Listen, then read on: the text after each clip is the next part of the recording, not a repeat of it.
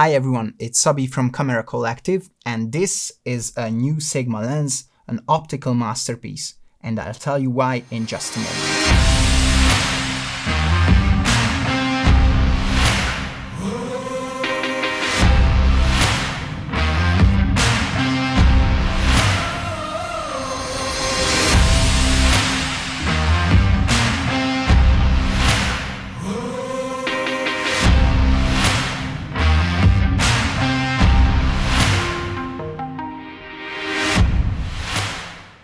So I have in my hands the world's first full-frame 14mm f1.4 lens from Sigma, which is already crazy just to say out loud, and we haven't even talked about its usability and real-life experiences. So before I start praising this lens too much, let's take a few steps back and summarize what this focal length is and why the aperture value of 1.4 is significant. The 14mm is an incredibly wide and unique focal length that pushes the boundaries of optics, and we are not talking about a fisheye lens here. It's mainly used for architectural photography and astrophotography, where good brightness is crucial because under the starry sky in pitch darkness, every bit of extra light plays a significant role. Until now, most lens manufacturers produce 14mm lenses with an aperture of 2.8, with a few exceptions like Sigma or Sony, where an aperture of 1.8 was available, which is already an impressive performance for such a wide focal length. The aperture of 1.4 truly breaks down all optical barriers. While the numbers may not seem like a big difference between 1.8 and 1.4,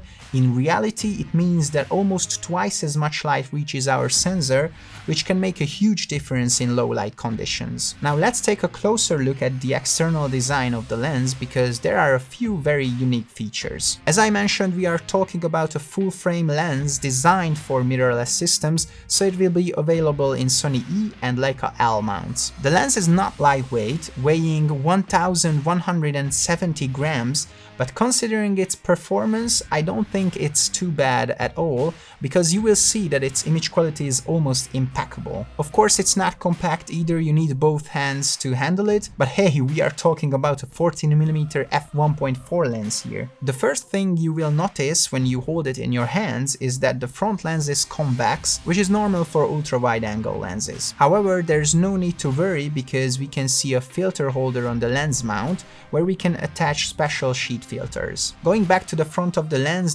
hood is not detachable, it's integrated into the body, and the front lens cap attaches to it with a special solution so it won't fall off unnecessarily. Moreover, this cap has a very cool feature: we can store the mentioned sheet filters in it because it has holders on each side. This is a very clever solution that I haven't seen from other manufacturers yet. The lens has both a focus ring and an aperture ring, so we can adjust them manually, and we can also control them with special switches on the side of the lens. For example, the MFL or manual focus lock switch completely disengages the focus ring when it's in the locked position, so once we manually set the focus, we cannot accidentally change it. This is very important in situations where even minimal movement can be crucial for a photo, such as astrophotography, where the stars need to be in perfect focus. The aperture ring can be adjusted in two ways. It has a lock function that prevents accidental switching from manual mode to A mode,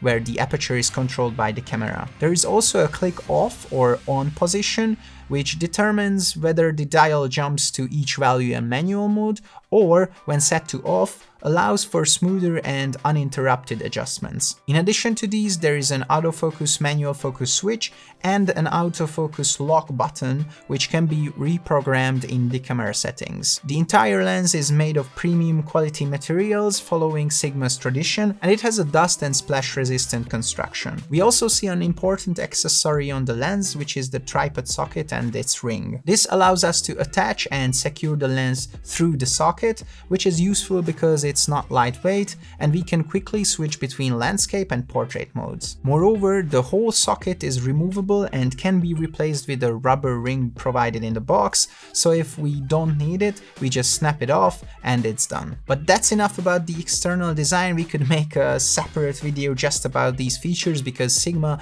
gives their lenses so many special features. So let's talk about about autofocus. I don't think it will surprise anyone when talking about a modern Sigma lens that its autofocus is incredibly fast and accurate when tested on Sony system. In video, it beautifully tracks my face and even handles very quick transitions and movements smoothly. In photo mode, it instantly finds the new focus point in continuous mode and impressively maintains focus on the subject during tracking. However, focus breathing is still present and it's quite noticeable at the edges.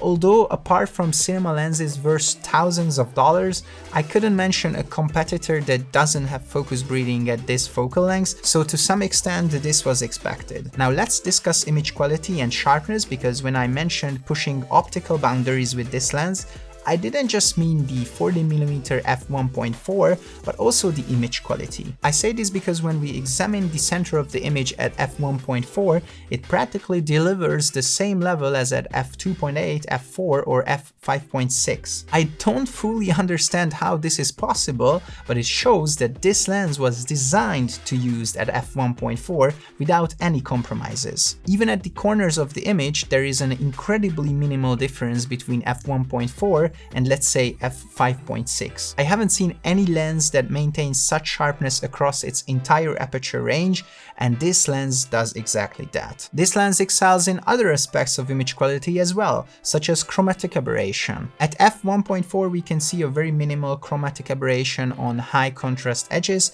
but it's practically negligible and it completely disappears by f2.2. I was also very surprised by the vignetting performance, because with ultra-wide angle lenses like this, we often see strong vignetting and it takes quite a bit of stopping down to clear it up. But here it's different, because even at full open aperture, the vignetting is not that significant and the corners of the image already brighten up completely at around f2. I have to praise the lens further because it handles distortion incredibly well as well. From a distance, we hardly notice any significant distortion. If we get closer to the subject, we start to notice some slight barrel distortion, but considering it's a 14mm lens, it's almost negligible and can be quickly corrected.